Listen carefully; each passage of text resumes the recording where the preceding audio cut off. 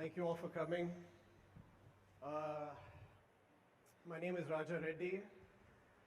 ప్రత్యేకంగా మీ అందరూ వచ్చినందుకు మీ అందరికి ప్రత్యేకంగా వందనాలు. నా పేరు Rajareddy. Before we start, I want to tell you a bit about myself and my testimony. ఈ కార్యక్రమాన్ని ఆరంభించక ముందు నా గురించి, నా సాక్ష్యాన్ని గురించి క్లుప్తంగా మీతో పంచుకోవాలని ఆశపడుతున్నాను. I was diagnosed with a stomach condition in 2021. 2021 సంవత్సరంలో నాకు కడుపులో ఒక విధమైనటువంటి అనారోగ్యత కలిగింది. They called it Crohn's disease and ulcerative colitis. మరి కొలైటిస్ అని కూడా ఆ కండిషన్ని అంటారు. And it would happen 3 or 4 times a year, but I would be attacked with pain. సంవత్సరానికి 3-4 సార్లు అది సంభవిస్తుంది, కానీ అది వచ్చినప్పుడు విపరీతమైనటువంటి కడుపులో నొప్పి వస్తూ ఉంటుంది. The pain didn't just stop in my stomach, it would spread to my back, my legs. ఆ కడుపులో నొప్పితో ఆగిపోకుండా వెనక వీపు వైపును కూడా అది నొప్పి విస్తరిస్తూ ఉంటుంది. I would have my joints swell and I would have weakness in my legs. మరి కాళ్ళు ఎముకలు వాసిపోతూ చాలా బలహీన పడిపోతూ ఉంటుంది. And it felt like I would fall sometimes just by walking. మరి నడుస్తున్నప్పుడు కూడా పడిపోతానేమో అన్నట్టుగా అనిపించేది.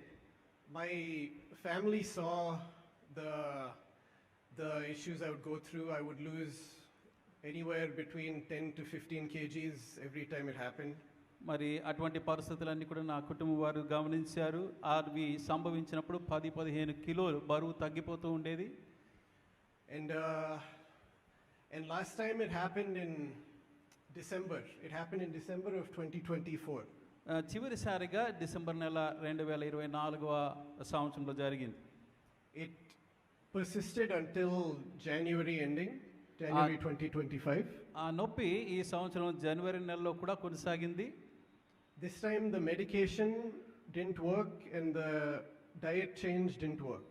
మరి మందులు వాడినా పని చేయలేదు, ఆ భోజన విధానం మార్చుకున్నా కూడా పని చేయలేదు.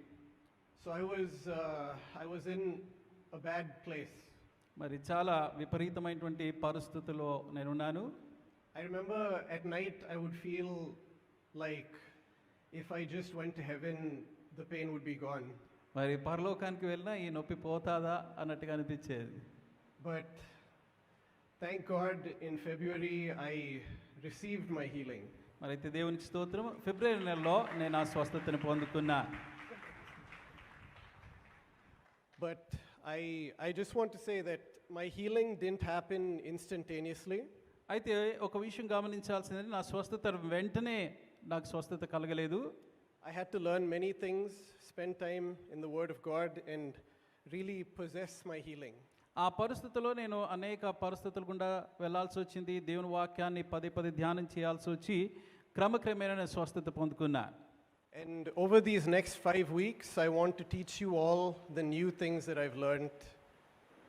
నేను రాబోయేటువంటి 5 వారాలు కూడా నేను ఆ పరిస్థితుల్లో నేర్చుకున్న కొత్త అంశాలని మీతోని పంచుకొని నేర్పించాలని ఆశపడుతున్నాను.